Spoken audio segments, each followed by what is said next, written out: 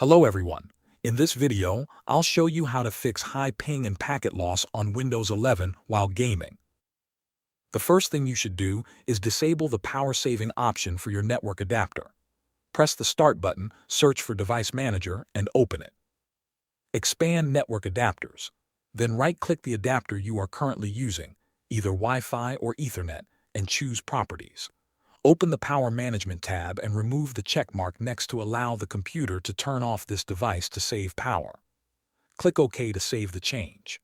This helps prevent Windows from putting your network adapter into a low power state, which can sometimes cause connection problems during games. Next, reset your network settings.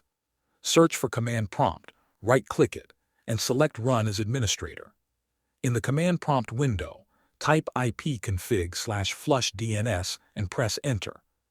After that, type netsh winsock reset and press Enter again. These commands clear old DNS information and reset the Windows network socket, which can fix connection issues that lead to high ping or packet loss. Restart your PC after running the commands. Finally, power cycle your network equipment. Unplug both your router and modem from the power outlet and leave them disconnected for about 30 seconds.